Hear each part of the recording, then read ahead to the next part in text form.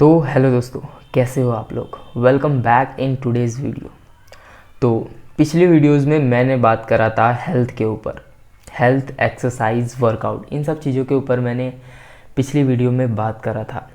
आज की इस वीडियो में मैं आपके साथ अपनी जिम एक्सपीरियंस शेयर करना चाहूँगा। मैं आपके साथ 4 महीने, मुझे जब से मैंने जिम स्टार्ट करा था तब से और आज तक, अभी 4 महीने तो नहीं हुए हैं लेकिन कुछ ही दिनों में 4 महीने हो जाएंगे। तो आज मैं आपको अपने इन 4 महीने जो मेरे साथ हुआ, जो इम्प्रूवमेंट्स हुए, वो एक्सपीरियंस आपके साथ शेयर करना चाहता हूँ। तो स्टार्टिंग करते हैं बिगनिंग से। तो जब मैंने जिम स्टार्ट करा था उससे पहले जिम की शुरुआत होती कैसे है, ये होती है एक डिज़ायर से। जब हम जिम जाने वाले होते हैं उससे पहले हमारे अंदर एक डिज़ायर पलने लगता है, हमारे अंदर एक इच्छा आती है। हम देखते हैं, कहीं से इंस्पायर होते हैं और हमारे अंदर एक डिज़ायर पलती है। उस डिज़ायर से हमारे अंदर एक इच्छा आती है कि नहीं, मुझे भी जाना है और अपनी हेल्थ के लिए कुछ करना है, अपने खुद को बेहतर बनाने के लिए कुछ करना है। तो इस तरह से जो मेरी जिम की जर्नी थी वो स्टार्ट हुई। मेरे अंदर एक डिज़ायर आया, एक इच्छा आया और मैंने शुरू करा। तो मैं गया। जब मैंने स्टार्ट करा, मुझे उस टाइम कुछ नहीं आता था। मैं पहली बार, आप कह सकते हो कि मैंने पहली बार कुछ चीज़ें देखी थी जो जिम में होती हैं। तो मैं पहले दिन गया। हालांकि मैं पहले से ही अपने हेल्थ के लिए काम करता था, उस पर वर्क करता था। तो जितना मुझे पेन होना चाहिए उतना फर्स्ट डे नहीं हुआ, लेकिन मैंने बेसिक से स्टार्ट करी और फर्स्ट डे बीत गया। कुछ एक्सरसाइजेस थी जो बेसिक, जो स्टार्टिंग में करी जाती है, वो मैंने करी और पहला दिन बीता। लेकिन जो दूसरा दिन था वो मेरे लिए बहुत ही पेनफुल था, क्योंकि जिस तरह से जिम की मशीनें होती हैं जो स्ट्रेच कराती हैं वो बॉडी को, मसल्स को, वो चीज़ लाइफ में पहली बार करा और उससे जो पेन बना वो बहुत ही नेक्स्ट, एक कह सकते हो बहुत ही दर्द वाला था। जो ये हाथ है ये बेंड नहीं हो पा रहा था, जो मसल्स होती हैं यहाँ की वो बहुत ज़्यादा पेन में थी और बहुत ज़्यादा दर्द हो रहा था। तो इसी तरह 1-2 दिन तक ये पेन बना रहा, लेकिन धीरे धीरे ये चीज़ गया और जो बॉडी है वो नॉर्मल वे में आई और मैं ठीक हुआ। उसके बाद जो कुछ हफ्ते बीतने के बाद जो एक्सरसाइजेस थी वो अब नॉर्मल होने लगी थी। यानी मैं चीज़ों को सीखने लग गया था कि किस तरह से एक्सरसाइजेज जो हैं वो प्रॉपरली परफॉर्म करी जाती हैं और किस तरह से आप एक्सरसाइज करोगे तो उसका जो रिज़ल्ट है वो अच्छी तरीके से आएगी। तो मैं करने लगा और जैसे जैसे मैं करने लगा उस तरह से मुझे जो मेरी मसल्स हैं उनमें रिज़ल्ट दिखना स्टार्ट हो गया। जो मसल्स है वो और स्ट्रॉन्ग होने लगी। जो पहले जो था कि मसल जो थी वो लूज़ थी, लेकिन धीरे धीरे मसल्स टाइट होने लगी। जब मैं जिम जाना स्टार्ट करा था तब जो मेरा वेट था वो था 49, लेकिन अभी 4 महीने बाद जो मेरा वेट है वो है 54।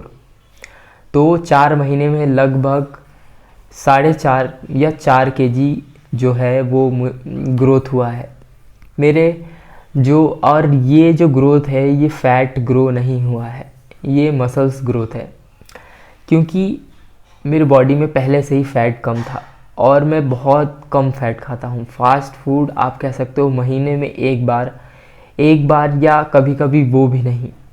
लेकिन इच्छाओं को दबाना नहीं चाहिए। अगर आपके अंदर बहुत ही ज़्यादा अर्जेस आ रहे हैं कि हाँ चलो बहुत दिन हो गए कुछ अलग खाया जाए, तो आप खा सकते हो, लेकिन डेली फास्ट फूड खाना आपके लिए अनहेल्दी हो सकता है, हो सकता है नहीं बल्कि अनहेल्दी ही है। कभी कभी महीने में 1 बार 2 बार ये आपका नॉर्मल है, लेकिन इससे एक्सट्रीम जाओगे आप तो वो आपके लिए अनहेल्दी हो जाएगा। तो आज मतलब कुछ दिनों में 4 महीने होने वाले हैं और मैं 4 kg गेन कर चुका हूँ मसल्स। तो ये मेरे लिए बहुत अच्छी बात है, और जो मसल्स में इम्प्रूवमेंट आया है वो काफ़ी तारीफ़ वाले चीज़ है। तो एक चीज़ मैं आपके साथ शेयर करना चाहूँगा, वो ये कि सिर्फ डिज़ायर आना और इच्छा आना और जिम में जाना, सिर्फ ये चीज़ यहाँ तक सीमित नहीं रहती, बल्कि इससे भी एक चीज़ है जो बहुत ही इम्पोर्टेंट है। वो क्या है? वो है कि कंसिस्टेंस रहना। ये चीज़ बहुत इम्पोर्टेंट है।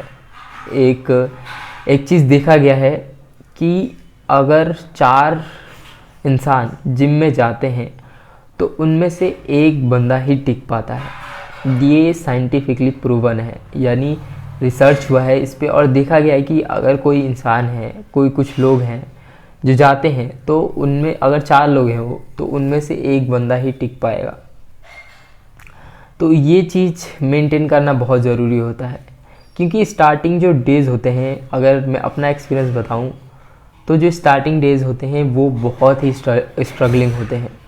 यानी मसल्स में जो पेन होता है वो हर दिन, अगर हर दिन आप कुछ नया ट्राई करोगे एक्सरसाइज में, तो हर दिन उस मसल में पेन होगा, और ये चीज़ आपको एकदम मेंटली, यानी आपको तोड़ के रख देती है कि नहीं अब रहने देते हैं। लेकिन विल पावर उस टाइम, अगर आपके अंदर विल पावर है तो उस टाइम आप सस्टेन कर जाओगे, और अगर आप इसको मेंटेन कर पाए तो ये आपको आगे बहुत अच्छा रिजल्ट देगी। तो कंसिस्टेंसी बनाए रखना इन सब चीज़ों में एक बहुत ही इम्पॉर्टेंट चीज़ है। तो अगर आप के अंदर डिज़ायर है, आप चाहते हो कि मैं जाऊं जिम और वर्कआउट करूं, तो जो स्टार्टिंग के डेज़ होंगे उसमें मैं एक सजेशन देना चाहूँगा, उसमें ये कि आप कभी भी हैवी या ईगो लिफ्टिंग कभी भी मत करो, क्योंकि इससे क्या होगा, इससे आपकी बॉडी में बहुत ज़्यादा पेन आएगा, और पेन की वजह से आपके माइंड में ऐसे ऐसे थॉट आएंगे कि नहीं अब नहीं होगा, अब छोड़ देते हैं। लेकिन अगर आप स्टार्टिंग में कम वेट उठाते हो और चीज़ों को ज़्यादा सीखने में ध्यान देते हो, यानी कि किस तरह से कौन सी एक्सरसाइज करी जाती है, किस तरह से मसल्स पे फोकस करा जाता है, इन सब चीज़ों को अगर सीख पाते हो, और इसी तरह आप डे बाय डे सस्टेन करते हो, पेन ज़्यादा ना लेते हुए कम पेन से स्टार्ट करते हो, और अगर आप कंसिस्टेंट रह पाते हो, तो ये चीज़ आपके लिए बहुत ही इम्पॉर्टेंट होगी और बहुत ही फ़ायदेमंद होगी। तो consistency is one of the most important thing. तो ये कुछ छोटे से एक्सपीरियंसेस थे मेरे, जो मैं आपके साथ शेयर करना चाहता था। और एक और चीज़ है, स्टार्टिंग में हम औरों को देखते हैं जिनकी बॉडी बहुत अच्छी होती है, लेकिन हम उनको देखकर, अगर वो ज़्यादा वेट लिफ्ट कर रहे हैं, उनको देखकर हम खुद को कंपेयर करते हैं और हम उनकी तरह हैवी वेट उठाने लगते हैं, जिसकी वजह से कई बार हमें मसल्स में पेन या इंजरीज़ होने के चांसेस बहुत ज़्यादा होते हैं। और अगर एक बार आपको इंजरी हो गई तो ये चीज़ आपको बहुत ही ज़्यादा डैमेज दे सकती है। इसलिए कभी भी किसी दूसरे को देख के उसके जैसा कभी भी जिम में करने की कोशिश मत करो, क्योंकि हम नहीं जानते कि जो वो बंदा है वो कितने सालों से और कितने महीनों से कर रहा है, तब जाके उसके ऊपर ये रिज़ल्ट आया है। लेकिन अगर हम ये सोचें कि उस बंदे ने इतना टाइम दिया है अगर हम भी दे इतना टाइम और धीरे धीरे चीज़ों को इम्प्रूव करते जाए तो ये चीज़ हमारे अंदर एक बहुत ही बड़ा चेंज ला सकती है। तो do not compare to yourself with anybody. तो ये हो गई दूसरी चीज़। और जिम में एक और चीज़ बहुत इम्पॉर्टेंट है, वो है सेफ्टी। सेफ्टी, अगर आप कोई भी एक्सरसाइज परफॉर्म करते हो तो उसमें सेफ्टी, कौन सी एक्सरसाइज कौन किससे परफॉर्म करी जाती है, इसको जानना भी बहुत ही इम्पॉर्टेंट है। तो दोस्तों, आज की इस वीडियो में इतना ही। कल फिर से मिलूँगा आपको किसी नए टॉपिक पे कुछ नए एक्सपीरियंसेस के साथ। तो फिलहाल टेक केयर, बाय बाय। और आप जो भी कर रहे हो उसमें लगे रहो, करते रहो, इम्प्रूव करते रहो। चैनल पे नए हो तो प्रीवियस वीडियोस देखो, बताओ क्या चीज़ इम्प्रूव करनी है, मैं इम्प्रूव करूँगा और आपके पास वीडियोस लाऊँगा। Take care and bye bye.